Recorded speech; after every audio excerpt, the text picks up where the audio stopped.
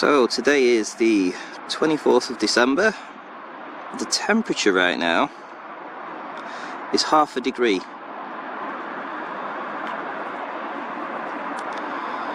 And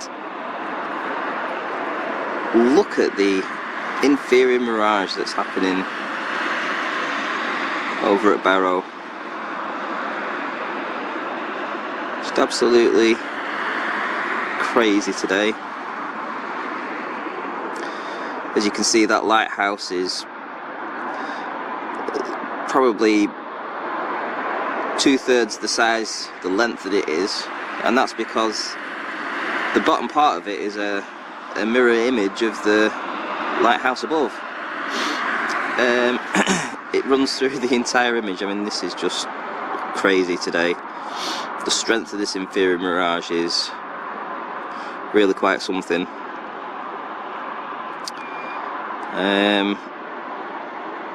As you know, quite often you can see the sand dune behind that post. So the sand dune would be at the bottom, and then you'd have the estuary, and you would have the townhouses that are by the water in Barrow in Furness, and then you'd have obviously the buildings behind it. Today, obviously, we're not seeing any of that because of this massive Inferior Mirage. Again, over here, it looks like the buildings are floating, but this is beautiful evidence of the Inferior Mirage because you can see the sky at the bottom, and it's reflected underneath those buildings.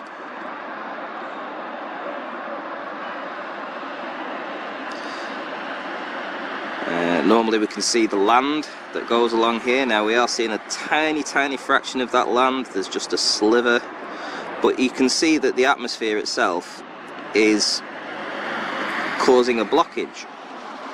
This reflection is blocking out the land,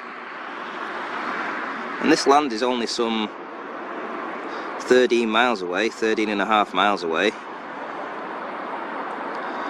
My elevation right now, with the tide being quite out, is essentially 50 feet above sea level. We should have no problem seeing this land. And the only reason that we don't see it is because of the Inferior Mirage. It's so evident. Now, take this even further, and if you were to place, well, anything behind this, you wouldn't see anything. In fact, the sky looks like it's dropped. So the horizon that you're looking at isn't the real horizon. The real horizon is much higher than that, which we all know. Obviously, this is why you can never use a theodolite to measure where the horizon would be, because nobody actually really knows.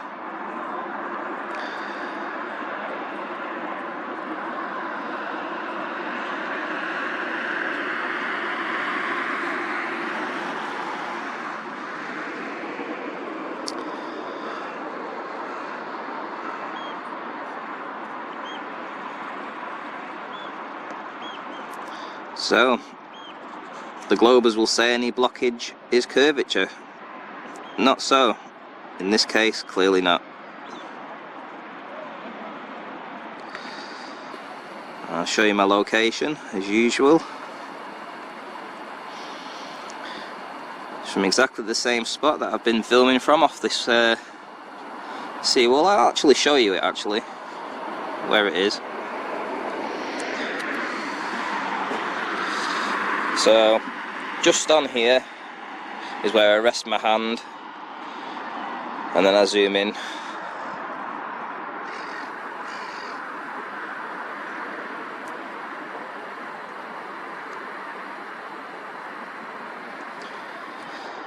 And BLO 97. So from exactly the same spot, and as you can see, the tide is fairly out today. One thing I would like to say as well is that the clarity of the air, apart from the Inferior Mirage, is really good. I mean, if we look over at some of the mountain ranges over here, for instance, you have a good line of sight of them. You know, you're not encountering any of this atmospherics. You know, the dirty air kind of thing. It's clean air, very clean air. You can see for a very, very long way, and if there hadn't been that Inferior Mirage, you know, it would have been an excellent day for observations. But what's really made me come today, and I didn't really want to come today because I've been suffering with the flu for the past couple of weeks, but it's this big bad boy here, because it's the second day after the full moon, and every time it's been the second day after the full moon, the air clarity has been exceptional.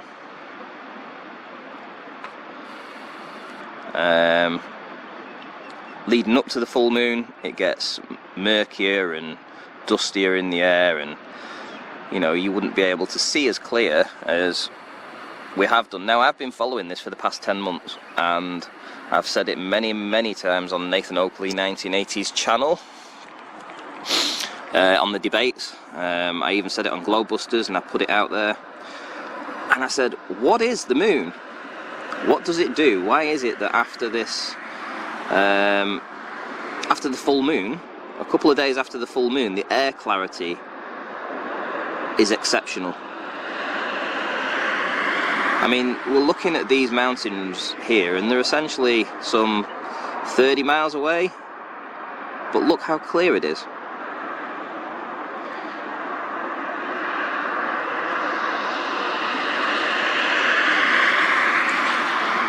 And as I say, in the lead up to this, the air clarity has been very poor.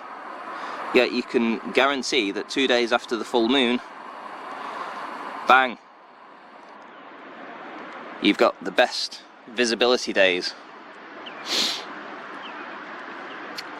So I'm not entirely sure what's going on, but I'm going to put it out there again. What is the moon? What does it do? Why is it that when we have this full moon, just after the full moon, we get this clarity in the air? It's like it cleans the air. I don't know. I'm putting it out there, so I'm just asking, what is the moon? What does it do? Why does it make it so that the air clarity is always so much clearer after the full moon?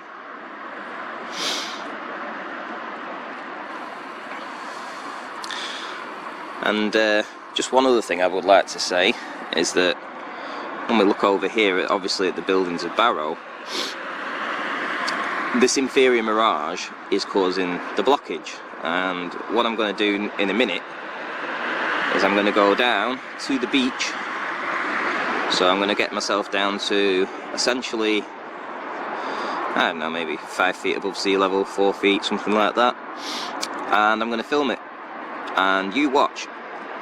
That Inferior Mirage will make those buildings look like a sliver of floaty land. That's what will happen. That's what I predict. And I'll tag it on to the end of this video and make my way down there right now, and let's see what it looks like.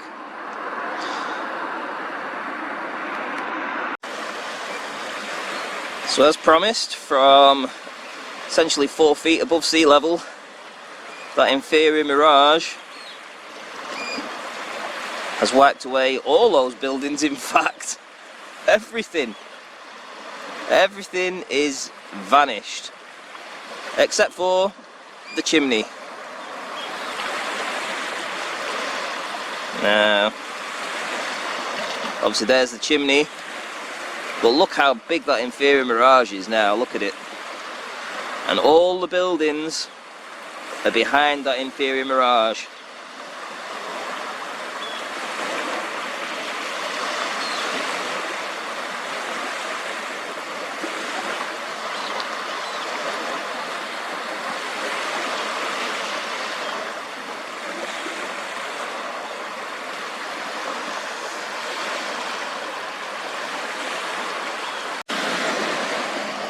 So now from an elevation of 9 feet above sea level, you can see just the tops of the buildings. The Inferior Mirage is blocking out everything underneath it.